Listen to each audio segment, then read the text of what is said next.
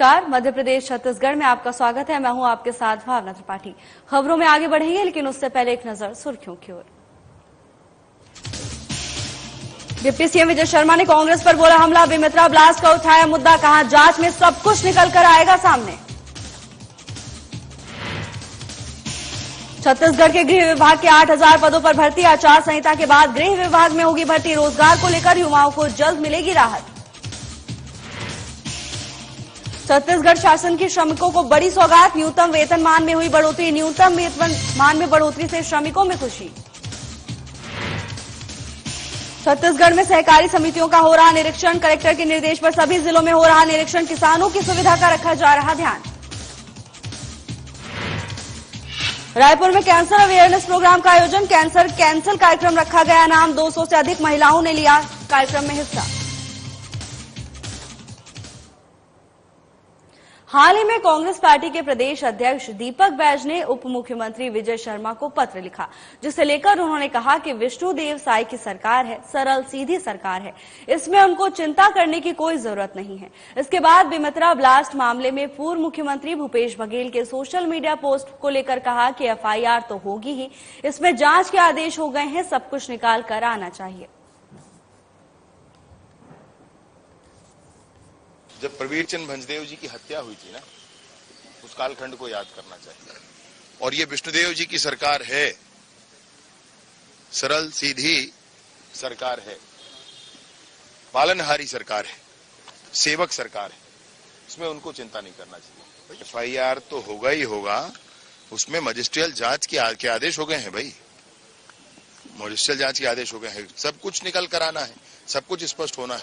वो कोई आचार संहिता के बाद गृह विभाग में 8000 पदों पर भर्ती के मामले को लेकर उप मुख्यमंत्री विजय शर्मा ने कहा कि हर साल 6 महीने में भर्ती की जाएगी, इसको निर्धारित भी किया जाएगा।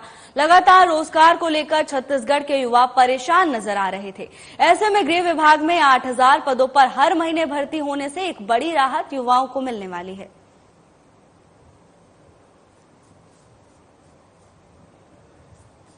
1000 नहीं भैया, 8000 रुपये होगी, 8000 रुपये होगी। और अब शेड्यूलिंग करेंगे, हर साल के नियत महीने पर फला परीक्षा आयोजित होगी, इसको निर्धारित किया जाएगा। मुझे ये लॉरेंस बिश्नोई जैसे गैंगस्टर के निशाने पे छत्तीसगढ़ के कारोबारी हैं, आप किस तरह से देखते हैं? इनका कारोबार झारखंड में है, लोग रहने वाले यहाँ के हैं, सुरक्षा की जिम्मेवारी हमारी है। और चाहे लॉरेंस बिश्नोई हो कि फारेंस बिश्नोई हो, ठोका जाएगा भैया। ऐसा करेंगे तो गलत होगा इनके साथ। छत्तीसगढ़ सरकार ने प्रदेश के अनुसूचित नियोजनों में कार्यरत श्रमिकों के महंगाई भत्ता में वृद्धि की है। लेबर ब्यूरो शिमला से प्राप्त औद्योगिक सूचकांक में जुलाई 2023 से दिसंबर 2023 के मध्य 14 बिंदु की औसत वृद्धि हुई है। श्रम मंत्री लखनलाल देवांगन के अनुरोध के बाद प्रदेश के श्रमिकों के महंगाई भत्ता में वृद्धि की गई है, जिसके अनुसार प्रति बिंदु 20 रुपए के मान से 45 अनुसूचित नियोजनों में कार्यरत श्रमिकों के परिवर्तनशील महंगाई भत्ता में प्रतिमाह 280 रुपए की वृद्धि की गई। कृषि नियोजन में कार्यरत श्रमिकों के लिए लेबर ब्यूरो शिमला से प्राप्त सूचकांक में 56 बिंदु की औसत वृद्धि होने से 5 रुपए प्रति बिंदु के मान से 280 रुपए प्रतिमाह परिवर्तनशील महंगाई भत्ते में वृद्धि की गई। इसी प्रकार अगरबत्ती उद्योग में नियोजित श्रमिकों के लिए उपभोक्ता मूल्य सूचकांक में औसत वृद्धि के आधार पर परिवर्तनशील महंगाई भत्ते 7.08 रुपए प्रति हजार अगरबत्ती निर्माण में निर्धारित की गई। उक्त प्रभावशील न्यूनतम वेतन की दरें छत्तीसगढ़ प्रशासन श्रम विभाग की वेबसाइट www.cglalabor.nic.in http://www.cglalabor.nic.in एंड पर भी उपलब्ध हैं।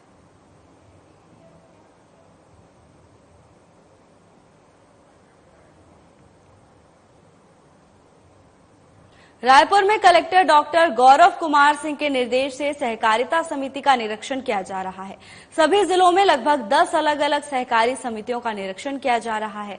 अनुविभागीय अधिकारी, मुख्य कार्यपालन अधिकारी, जनपद पंचायत और वरिष्ठ कृषि विकास अधिकारी का संयुक्त दल निरीक्षण कर रहा है।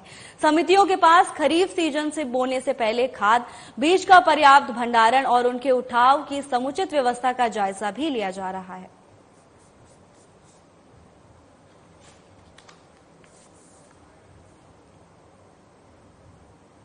संस्था कुछ फर्ज हमारा भी ने अपने वर्षगांठ में निशुल्क मेडिकल कैंप लगाया। कुछ फर्ज हमारा भी ने अपने 7वें वर्ष प्रवेश उत्सव में भाटा गांव मचपुरैना में निशुल्क मेडिकल कैंप का आयोजन किया है, जिसमें बच्चों बड़ों सभी की शारीरिक जांच निशुल्क हुई और बीपी, शुगर, सीबीसी की भी निशुल्क जांच की गई। संस्था विगत 6 सालों से भोजन, स्वास्थ्य और शिक्षा सेवा में कार्य कर रही है। महिलाओं और बालिकाओं को निशुल्क कंप्यूटर शिक्षा दी जाती है ताकि वो स्वयं से आत्मनिर्भर बन पाएं।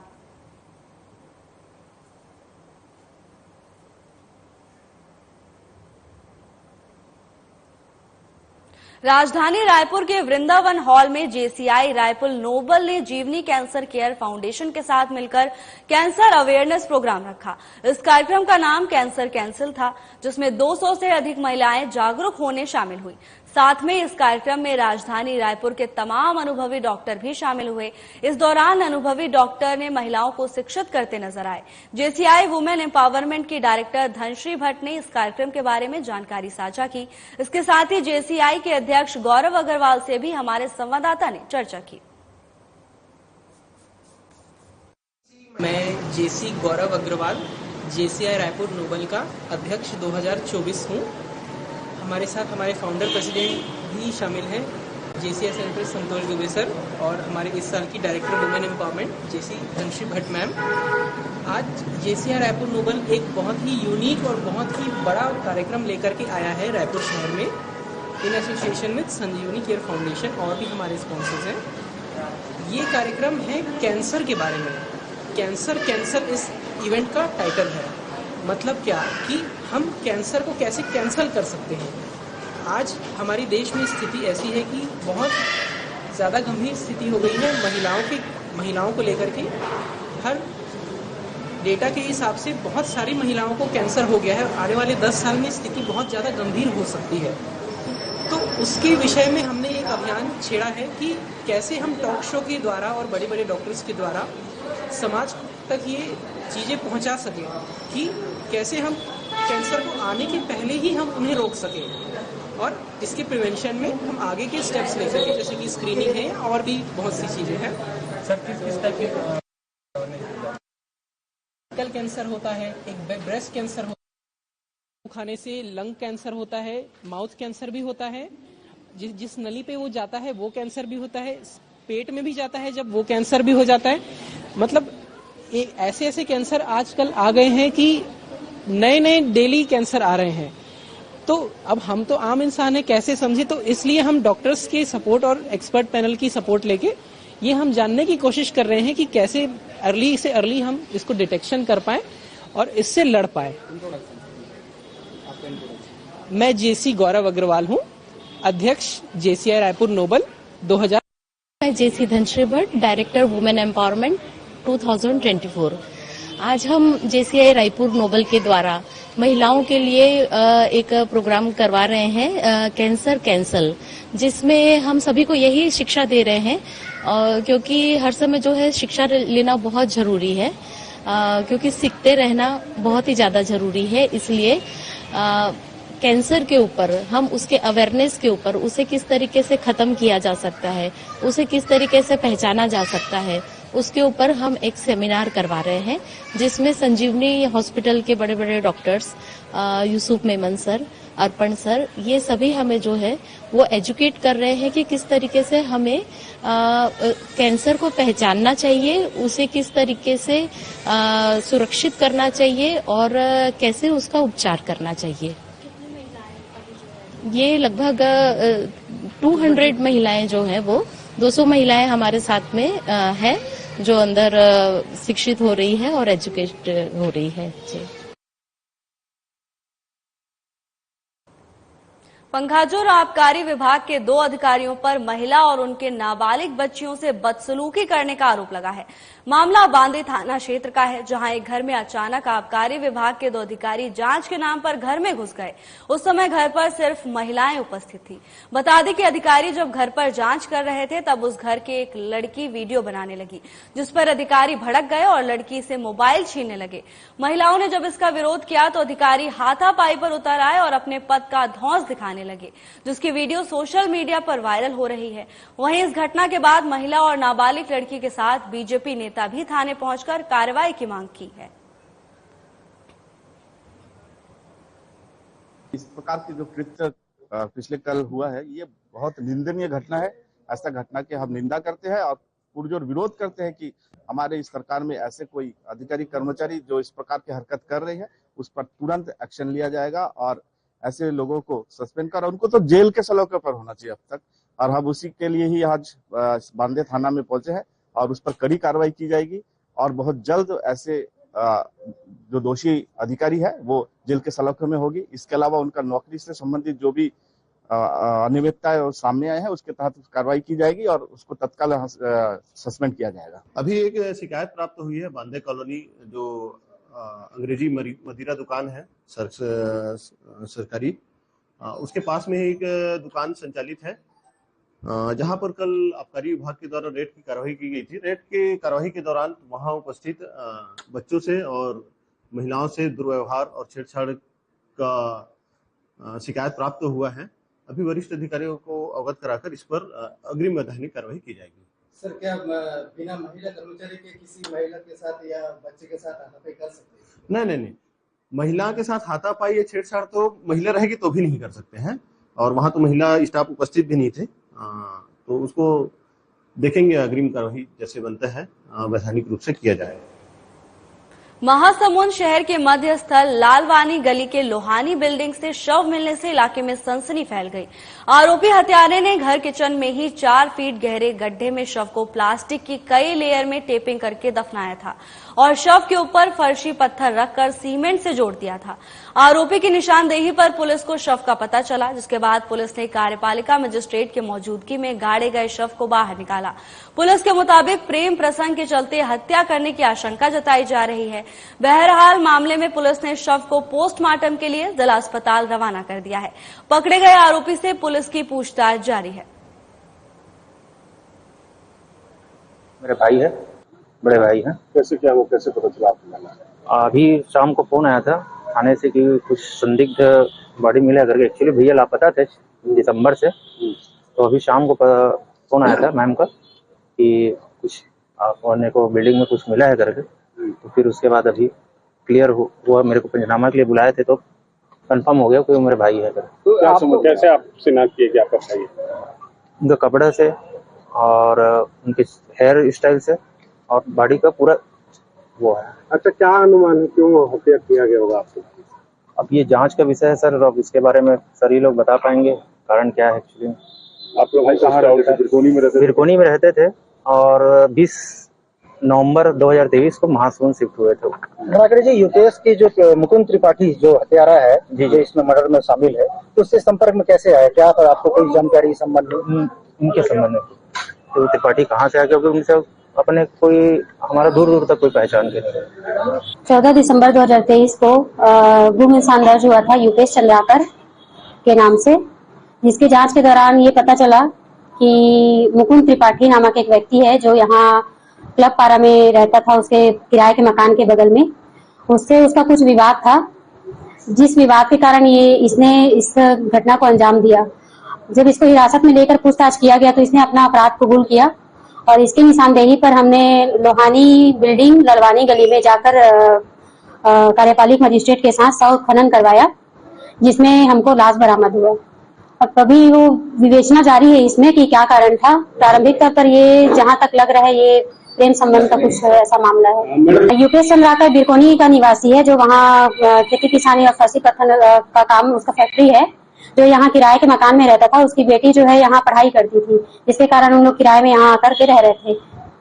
महिला शिक्षिका है। अभी इसमें विवेचना जारी है। जो प्रेम संबंध का जो एंगल हम लोग देख रहे हैं वो सही सही है या नहीं, इसमें हम लोग अभी जांच जारी है।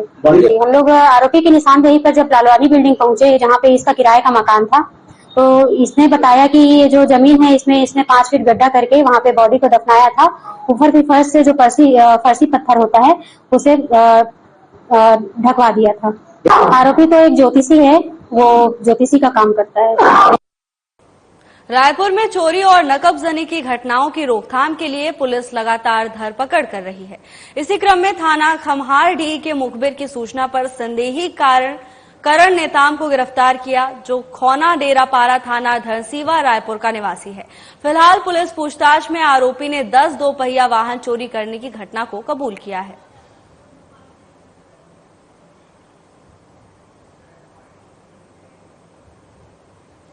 गांजा तस्करी करते ओडिशा का अंतर्राज्यीय गांजा तस्कर चिरंजीवी नायक को पुलिस ने गिरफ्तार किया है, जो ओडिशा के कालाहांडी का निवासी बताया जा रहा है। आरोपी के कब्जे से 5 किलो 156 ग्राम गांजा जब्त किया गया है।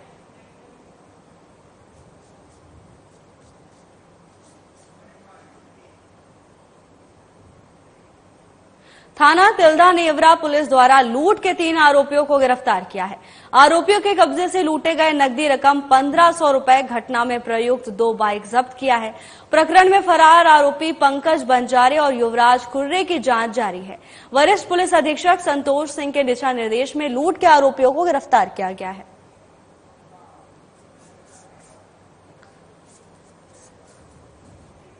अखिल भारतीय पूर्व सैनिक सेवा परिषद कोंडागांव के पूर्व सैनिकों और निःशुल्क सैन्य प्रशिक्षण ले रहे परीक्षार्थियों ने स्वर्गीय बंशीलाल नेताम को 2 मिनट का मौन रखकर भावभीनी श्रद्धांजलि दी। बंशीलाल नेताम अप्रैल महीने में माउंट एवरेस्ट शिखर की चढ़ाई के लिए नेपाल गए थे। उन्होंने 19 मई 2024 तक 6400 मीटर पूरा किया, लेकिन 20 मई को माउंट एवरेस्ट पर कुछ दुर्घटना हुई और उन्हें नेपाल के HMS अस्पताल के ICU में भर्ती कराया गया, जहां उनका निधन हो गया। 2 साल पहले बंशीलाल नेताम कांकेर से साइकिल चलाते हुए अखिल भारतीय पूर्व सैनिक सेवा परिषद कोंडागांव में निःशुल्क सैन्य प्रशिक्षण ले रहे बच्चों को पर्वतारोहण के बारे में जागरूक करने आए थे। बंशीलाल नेताम ने साइकिलिंग में विश्व रिकॉर्ड बनाया है। इसके साथ ही एथलीस्ट, पर्वतारोही, बाइक राइडर, महान प्रेरक, वक्ता और छत्तीसगढ़ पुलिस में बस्तर कमांडो ट्रेनर भी थे। उन्होंने कांकेर जिला में खेरकेडा गांव के हजारों बच्चों को निःशुल्क सैन्य प्रशिक्षण देकर उनका भविष्य संवारा।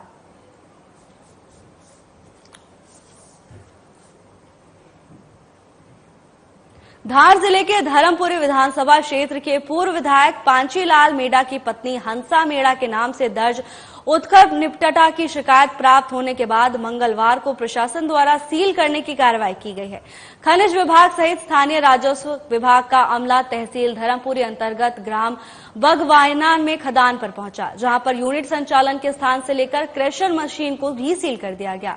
खनिज विभाग की अब तक की सबसे बड़ी कार्रवाई है। खनिज अधिकारी JS भीड़े के अनुसार विभिन्न अनियमितता के कारण खदान को निरस्त कर दिया गया था, लेकिन मौके पर काम किया जा रहा था। इसी कारण खनिज व राजस्व विभाग की टीम की निगरानी में सील किया गया।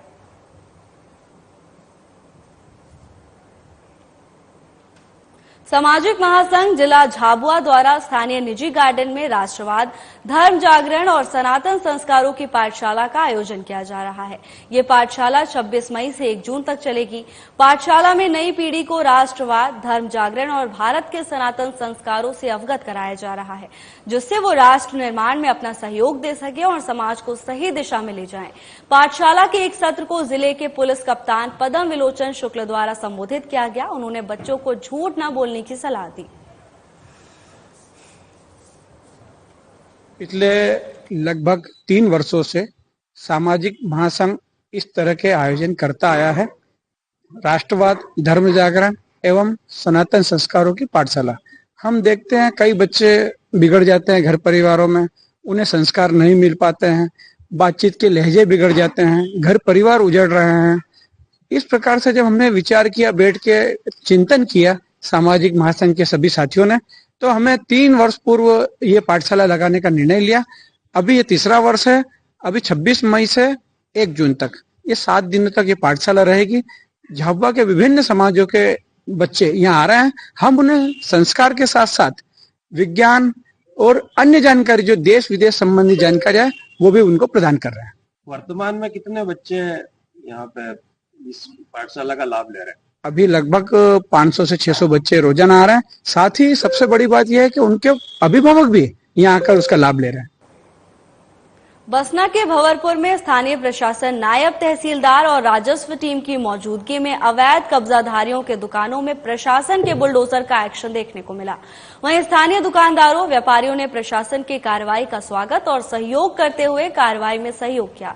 भंवरपुर निवासी व्यापारी विशु अग्रवाल सहित अन्य व्यापारियों ने स्वयं अपना कब्जा हटाकर प्रशासन का सहयोग किया। अतिक्रमण पर जो शासन द्वारा कार्रवाई की गई है उसमें मेरा बोलना यही है कि जो यातायात व्यवस्था को देखते हुए जो अतिक्रमण खाली कराया गया है उस हिसाब से देखा जाए तो बहुत ही अच्छा काम किया गया है भंवरपुर के लिए। मेरे को नहीं लगता कि नायब तहसीलदार भंवरपुर द्वारा कोई गलत कार्रवाई की गई है। उनके द्वारा लिखित में सूचना दिया गया था, सूचना मेरे को भी मिला था, नोटिस जो मेरे को मिला था, जिसके तहत जब नोटिस मेरे को मिला मैं उसके 24 घंटे के बाद स्वयं का अतिक्रमण मैं खुद ही खाली कर दिया। वहीं पे कहीं तब जो जिनके ऊपर अतिक्रमण हुआ है जी कहना है कि कहीं पे 30 फीट कार्रवाई की जाएगी, कहीं पे 15 फीट कार्रवाई की जाएगी। उस चीज की जानकारी मेरे को नहीं है। अब नाप कैसा हुआ, क्या हुआ है, वो पटवारी और तहसीलदार ही जानेंगे कि हिसाब से नाप किया गया है कि रोड की सीमा को लेकर नाप किया गया है या 30 फीट खाली को लेकर नाप किया गया है, इस चीज की जानकारी मुझे नहीं है।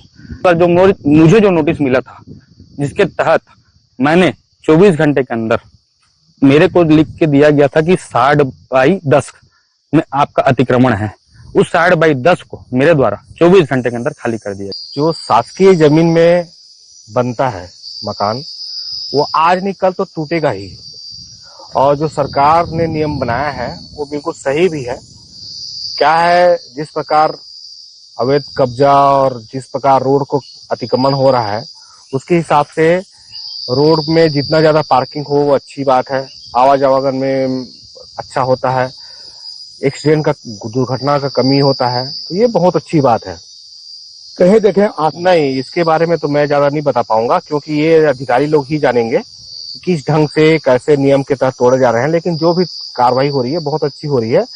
और अभी जरूर दुख होगा जिनका टूट रहा है, लेकिन भविष्य में आने वाले समय में ये जब देखेंगे तो बहुत अच्छा रिजल्ट आएगा, क्योंकि रोड साफ सुथरा रहे, नाली रहे, आवागमन के पार्किंग रहे तो लोगों को लिए सुविधा होता है। इसमें कुल खसरा नंबर 1315 है, सड़क मत की भूमि है। इसमें 47 अनावैधकों को नोटिस जारी किया हुआ था। तो इसमें से कुछ अनावैधकों ने खुद से अपना 3 दिवस का जो नोटिस हमको इनको समय दिए थे खुद से अतिक्रमण हटा लिया गया है, और कुछ अनावैधकों द्वारा अतिक्रमण नहीं हटाया गया है ना। तो वही अभी हम देखते जा रहे हैं और अतिक्रमण हटाने की कार्रवाई की जा रही है। नहीं, ऐसा बिल्कुल नहीं है। जो अब इनको जो नोटिस मिला था, जिनका इतना अतिक्रमण रिपोर्ट में इनका आया है, वो सारा नाप के इनको तोड़ा जा रहा है।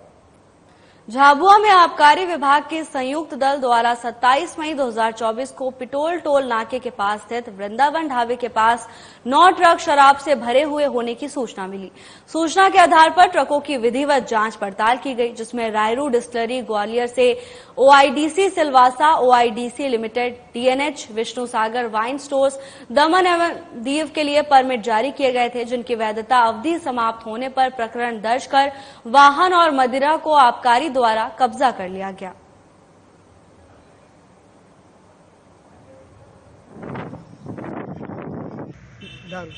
एक नंबर है, एक नंबर वेद है, परमिट वाली है। हाँ, परमिट। और कहाँ से आ रहे थे और कहाँ ले जा रहे हैं?